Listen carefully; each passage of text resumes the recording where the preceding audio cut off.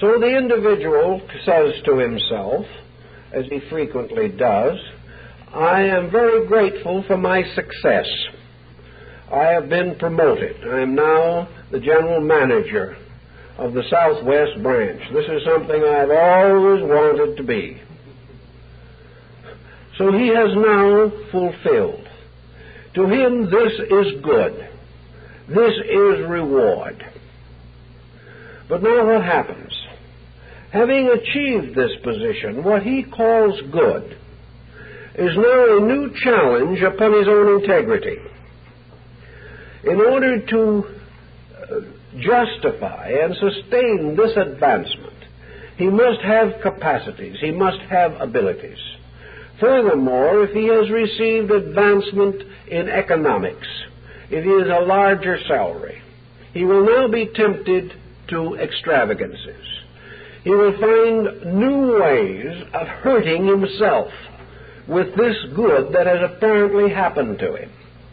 He will find his family more extravagant, his friends more demanding, his responsibilities greater, and his desire to fill them less. Because now he has so many personal things which his new position will permit him to afford that he begrudges the time that he must spend on the job.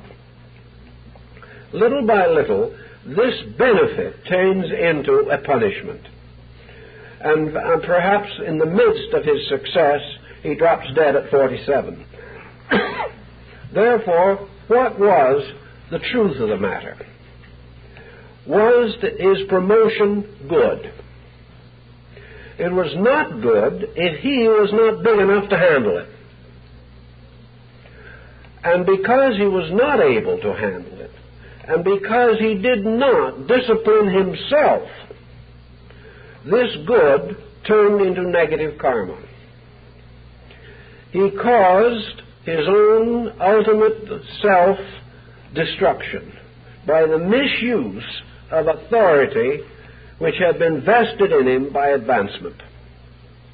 He couldn't handle it. If he therefore has something handed to him which he cannot properly administer, it is not good, even though he thinks it is. So all these problems turn upon a very deep and involved series of factors. One thing that nature is demanding of us all the time is that the individual shall achieve victory over the situations in which he finds himself. Victory for man, because he is an intellectually integrated creature, always must involve self-discipline. Self-discipline is the one thing which bestows the courage of right decision. It causes the person to have the strength to obey the best part of his own nature. Without self-discipline, there is bound to be compromise. Wherever compromise comes in, karma comes in. Wherever self-discipline is great enough to preserve the integrity of the individual, his advancements are beneficial and produce good. Unfortunately, however, the more good he enjoys, the greater securities or privileges society bestows, the less self-discipline he has.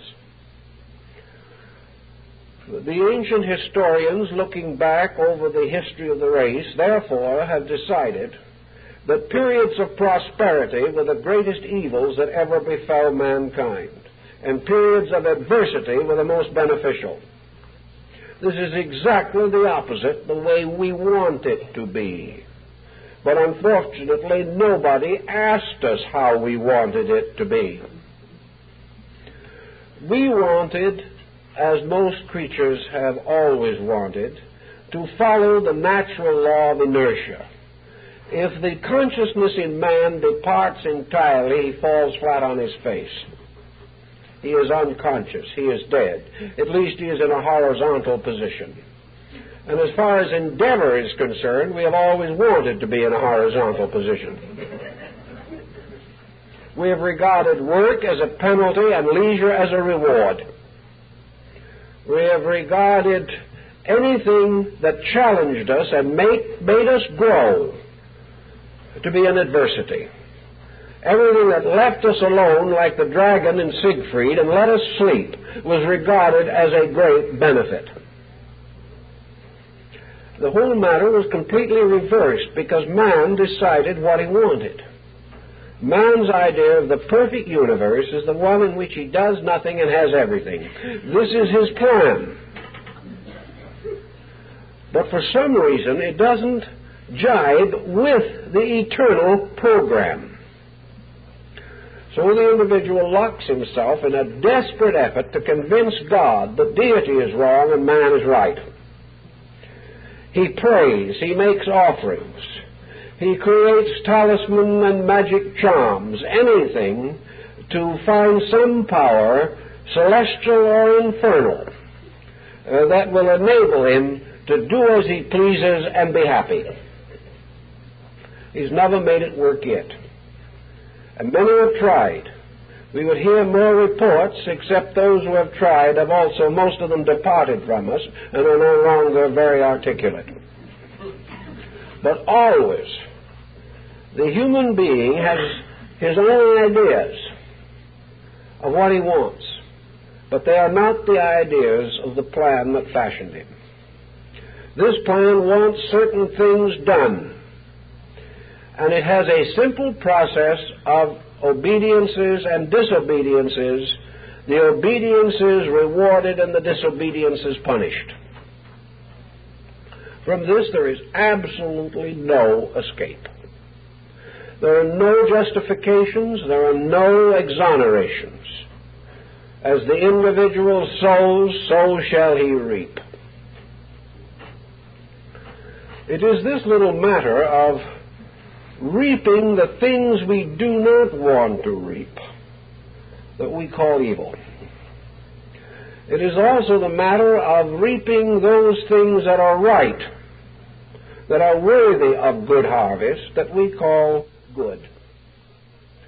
And the nature of us being a strange mixture of good and evil, our lives are in many a strange mixture of fortune and misfortune. One day we enjoy a little well-earned good. The next day we spoil it and begin to suffer from an equally well-earned evil. But we just do not like to accept it that way. We do not want to face this problem, that evil is really nothing more than our own disobedience coming home to roost. Evil is corruption caused by creatures capable of mental decision.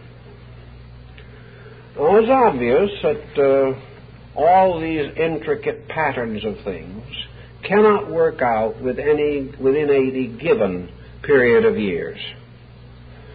So in the Eastern philosophies, both Hindu and Buddhist, and also among the Platonists and Pythagoreans among the Greeks, the doctrine of reincarnation had to be introduced.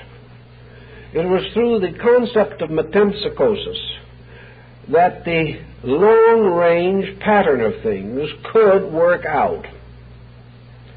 It was by this pattern also that the apparent inconsistencies of life, the unmerited successes and failures, incidents and accidents that did not appear to be consistent with present known conditions. It was by this law that these were interpreted. Obviously, the individual evolving down through time was not beginning now any more than the great universe of which he is a part is beginning now. The world does not begin when man is born, nor does it end when he dies. Nor is there any reason to assume that man begins or ends merely with the appearance or disappearance of his physical body. If he is part of an eternal process, then he is also eternal. But in the process of his own growth and development, He has built a very intricate complex of factors. He has become a karmic syndrome in himself. And this syndrome consists of a strange, involved pattern of right and wrong, of good and evil, of creation and destruction, of intelligence and ignorance, of appetite, desire, passion, lust, whatever we wish to consider to be the total background of the total person. He has evolved from periods prehistoric. He has been part of all the empires that rose and fell in the dawn of time. He has shared in every iniquity since the beginning of history. But he has also been present in those wonderful moments of great human aspiration. He may have failed completely in integrity in one life and achieved a great victory in another. Pushed on by the pressure of his own unfinished business, he arrives at his present state, a curious combination of assets and liabilities. He comes into this world perhaps having earned a secure childhood, but at the same time he has not earned a secure mature life. He has earned the right to have a good mother, but he has not earned the right to have a good wife. He has earned the right to have a good wife, but he has not earned the right to have good children. Each of these patterns has to work out. And in the Jataka tales, which are a Buddhist fable of the previous embodiments of the great teacher, it's pointed out that our lives are combinations of finished and unfinished business. Most of the business being, however, not completely finished. Our morality at a given time may be sufficient to meet the challenge of the moral problem of that time, but 10,000 years from now it will not be adequate. The individual may have gained the right to a good education, but never had the integrity to hold a job. He may have had the natural simplicity of a very good peasant and be born in this world with an extraordinary measure of potential for happiness and very little potential for success. These patterns are part of destiny. They are earned by the individual. Not one of them is the result of deity pointing a finger. Not one of them is the result of the devil under the pew coaxing the person to become a delinquent. He doesn't need coaxing. He's doing a good job of it all by himself. Why do we have to be led into temptation when most of us already know the way? The individual has this combination of factors. If he was all good or all bad, it would be easy enough to understand him. If he was all good, we would say he was a saint descended from heaven and hope he will go back and not bother us. If he was all evil, we would know that he was a devil raised from the pit, and we would be in a haste to put him back there. But no one is like that. Some have tremendous predominance of evil and curse the generations in which they live. Others have great predominance of good and bless the centuries that remember their names. But the majority of persons are a kind of bit of this and a bit of that. And nearly always what they are is not quite enough to secure them against the problem of their time. Actually, re-embodiment always also means a shift of scenery. The individual moves into another psychic pattern. While he has been out of embodiment, generations of embodied beings have made certain social changes in material life. The individual who went out of embodiment at the time of the American Revolution and comes back at this time, comes back into a very different world. Therefore, he may have been adequate to that world in which he previously lived, but he is born here with immediate need for further adjustments. He may, however, have the essential integrity to make these adjustments, at least in part, or he may not have sufficient stamina to make them. If he is not able to constructively adjust, then he will pass through certain painful circumstances. These painful circumstances will either assist him to adjust or will so-called break him. If he is not strong enough to meet the circumstances of the day, he may become an alcoholic and end this present cycle in delirium tremens. He may become a narcotics addict. Anything can happen to him if he is too weak to face the challenge of his time.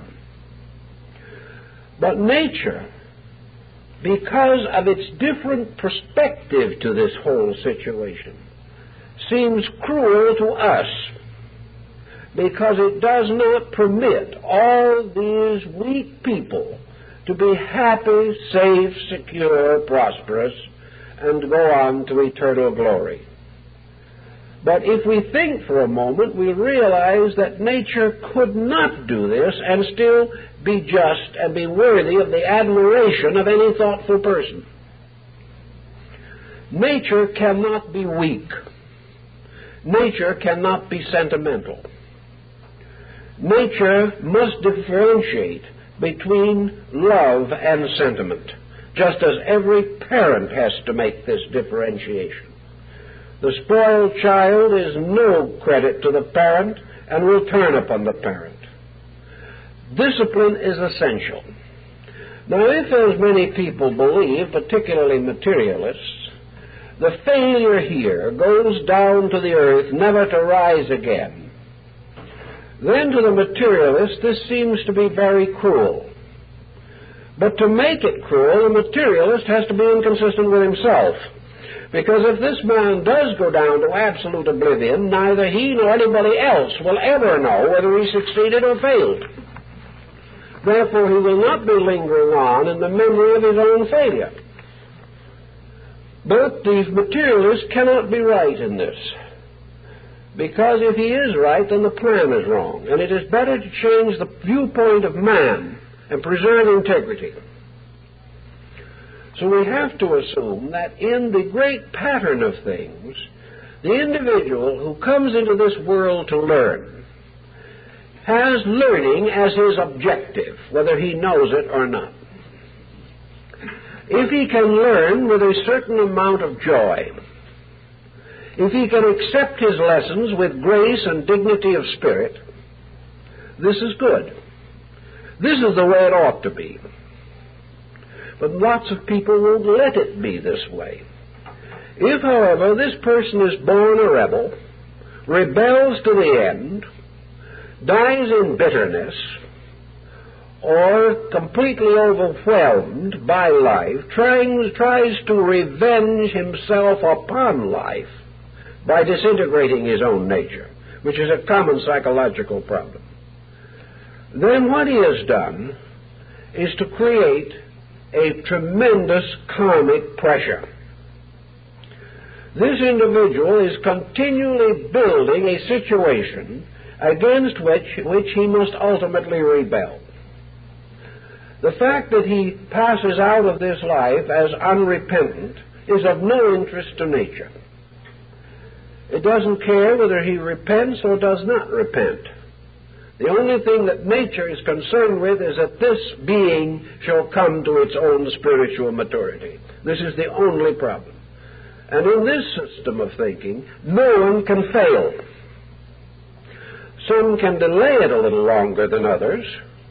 Some can play truant longer than others. But in this process, even though the individual actually rebels, rejects the lesson, lives as badly as he can, and becomes a criminal and degenerate for 100 lives, ultimately nature is going to force him into line.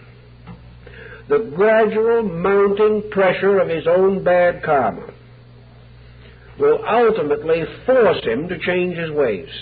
It'll be unendurable to him. And one day he must open his eyes and say, why has this happened to me? And when he does this, he begins to grow. Now, the situation is usually not as desperate as this, however, because even where there is a heavy load of rejection of existence, there are also areas of acceptances. The individual whom we term bad is seldom all bad. He has his virtues and his vices, and he also has the vices of his virtues and the virtues of his vices. He is a complex being. Therefore, in his karmic pattern, there are things with which he can face the next life with hope, but there will be a very, very heavy burden.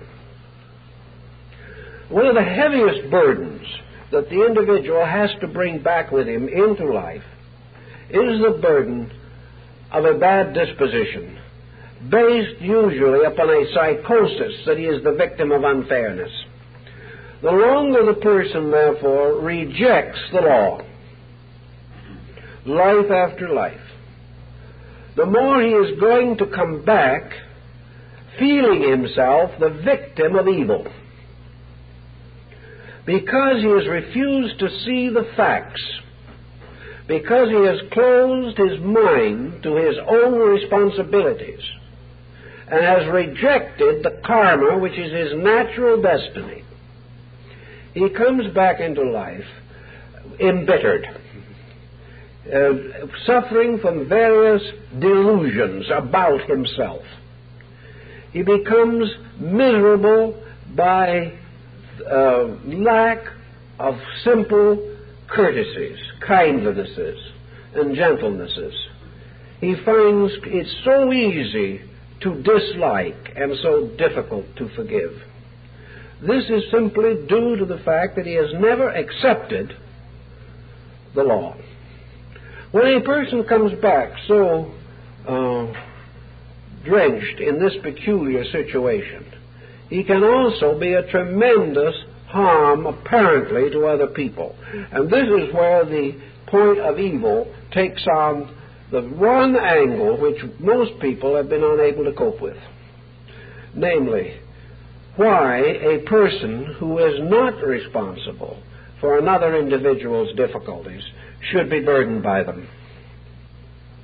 A family with one extremely difficult person, the whole family brought to tragedy by that person. This is again, however, a comic situation. This family is not what it appears to be, a group of martyrs. This group of martyrs is actually a group of entities, each one of which is carrying its own karmic syndrome. If the individuals themselves have transcended this situation, they either are not in it or find from it a cause of further personal growth. They are not afflicted in vain, even where a difficulty seems to be beyond their control. Nature confronts a complex pattern of this kind with a whole group of karmic possibilities. The members of the family who are unhappy, are these unhappy people themselves well integrated? Is this unhappiness taking place in the lives of clear thinking, better understanding, wisely equipped members of a family? Not usually. It is usually occurring in a family that does not even know what it's all about, that can only suffer, that can only wonder, and if it's pious, do a little praying for release. But this is not the actual answer to the situation at all. The members of the family were perhaps drawn into this pattern by a common karmic problem. But each one of them, in the course of association, has helped to make it worse. Each one of them has failed in the various attitudes and reactions which might have solved something. One has taken a negative patient attitude which demanded no courage, no discrimination, but simply permitted continuous suffering to itself. Another individual humored too long until they lost control. Another member of the family would have stepped out long ago, but they wanted the estate of this unpleasant person and were going to hang on till the bitter end. One after another, these persons caused this situation to become an instrument for the working out of their own karma. To some it meant patience to an impatient person. To others it meant strength to a person not strong enough to have that strength and therefore required to develop it if possible. To some it meant honesty, not to cling to a dishonest situation even though it was comfortable. It meant that each of these persons was also involved in a karmic pattern. And if in that karma anywhere there was one person who understood through the situation, whose inner consciousness was great enough in that particular situation to understand it, that person was not injured. That person had the insight to know or see or sense the reality. And as Socrates said, the only man who can insult me is a good man, and good men don't insult anyone. So that there was a certain protection in this problem. Wisdom would help us to carry. Insight makes it possible for us to meet responsibilities and bear them if necessary, with continual enrichment to understanding by right attitude within ourselves. So this little complex of situations really breaks down to ways of getting at various angles in the karma of 10, 12, 20 people, each one reacting according to his strength or his weakness. If he reacted according to his strength, he began to solve the matter. If he reacted according to his weakness, he was submerged and lost in it. But each of these patterns was fulfilling itself. The pattern could not have touched them had they not needed the lesson. It could not have operated in their lives had they not deserved it. So that each individual is in a wonderful way guarded by his own deserts. Now we might want to wonder, perhaps, how it is that a mysterious universal power can set someone down in the midst of a particular family and very carefully measure all this karmic circumstance to make sure that nobody is cheated of anything. This seems worse than the old story of the archangel keeping the books of judgment. It sounds like a very heavy task. But there's no task at all, because it doesn't make any difference where any of these people are set down. It doesn't make any difference at all.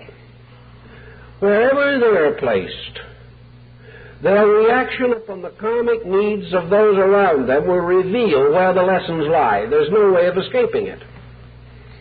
It may be that this individual is placed in a group of people, all of whom are so self-centered that the unpleasant person can't hurt any of them. But this unpleasant person, by relationship, can inconvenience them in some other way, perhaps financially, so that some weakness in them will be hurt. Whatever is the area in which their own karma requires this experience, they will accept the experience, or at least go through it. They can't avoid it, because the energies, the patterns, the symbols within themselves will come out, challenged by the environmental condition. And it's as though you were sorting things in some kind of a mechanical sorting device. That which you need stands out and hits you. That which has no part of your need goes past. You never know it happened. But always in every one of these combinations, some chord of karma is struck. And it is always the chord of what you need. There can never be injustice. And anybody can be put down anywhere and create a situation which will help somebody else to grow. Now, it may be an unpleasant way of helping, but the growth is inevitable. And that is nature's essential end. Therefore, what we commonly call good and bad merely refers, in the deepest essence of the matter, to strength and weakness in ourselves. Attainment in ourselves is of itself good, and the productions of that attainment in life will be benevolent. By these attainments we achieve value. We come to be known and appreciated by persons of attainment. Our own attainments give us the grace and the dignity and the courage and the quietude to handle our lives in an orderly, gentle manner. We are not going to cause trouble for ourselves. Having attained a certain level, we are not going to poison our own natures with our hates and our difficulties and our antagonisms. We are not going to do any of these things. Therefore, our achievements, our attainments, are going to make life good for us. But as we cannot have attained in everything, as even Buddha himself had to pay his last karmic debt on his last day on earth, so it is not assumed that any life can be so completely perfect in karma that no adversity will arise, no problem will present itself, no new application will be needed. But the person whose karmic good is strong in him will have greater facilities out of his own integrities to meet the circumstances that arise. He will accept his duties as opportunities. He will bear them with insight and patience. And even though he may go through temporary periods of inadequacy, he will triumph in the end. If, however, this person comes in with a very heavy negative load, in which the achievements have not been great, and his cash destiny is so impending that he can no longer evade some of the karmic debts that have been pressing perhaps upon him for generations and ages, this individual finds himself in serious difficulties. To him, his own nature makes the world in which he lives react upon him in the term of negative karma. But this evil which he attributes to others is really the inadequacy in himself, his inability to achieve reasonable self-discipline. Therefore, he becomes a victim. Because he wishes to make an unreasonable profit, he invests his money in an unreasonable enterprise and loses it. He calls the other man a thief, but the real fact was he hoped to be the thief first. In his own selfishness, blinded him and made him the victim of his own cupidity. And in every way these reactions come. We blame the other person. He is bad. And somewhere behind all this badness is the father of badness, the devil. But this real father of all unhappiness and all misery is simply the spiritual ignorance in ourselves. It is the fact that we are unable to meet the circumstance with enough skill. Now, one way, of course, that the mystics have always approached this is that if man is not sure, if he cannot be completely wise, if he is not truly strong enough to meet all the challenge, then he has to fall back upon the elements of the simple virtues, such as faith and hope. He has to follow the admonitions of the great teachers, to do good to them that outrageously use him, to turn the other cheek, to forgive his enemy quickly. All these do not seem to mean much. In fact, they seem entirely contrary to our purposes. But when we do succeed in returning good for evil, we have performed an act of good in ourselves. We may be the victim of this other person's conspiracy, but if we contributed nothing negative to the event, but held to the best principles that we know or believe, and when we cannot be assured of exactly what to do, we do that which is gracious, kind, gentle, honorable, helpful. We are then building into ourselves a better karmic pattern. If we build in forgiveness, we shall be forgiven. Because not actually because of the fact of forgiveness, but because the whole of forgiveness is also a mental attitude. But sometime when we need that attitude ourselves, it will be forthcoming if we have ourselves used that attitude. So everything that we do that is toward graciousness, toward good as we know good, this strengthens the good karmic pattern and makes available new units of helpfulness when we need them. Thus the syndrome itself is forever changing. And in all these changes, all new good and all new error fit into the pattern to produce the next sequence of events. But the main thing for us to always bear in mind, if we can, is that good is two things. First of all, good is the good in us as character, rightness. And good in the second place is the harvest in our environment of the rightness in ourselves. Evil is primarily the ulterior motives of our own minds and emotions. And evil in the world was made up of the reactions of society to the stimulation of the evil in ourselves. Therefore, good and evil really are our own standards of existence reflected back upon us by the society of which we are a part. If we can really understand this, we will no longer allow ourselves to evade personal responsibility on the ground that some imp of darkness is tempting us.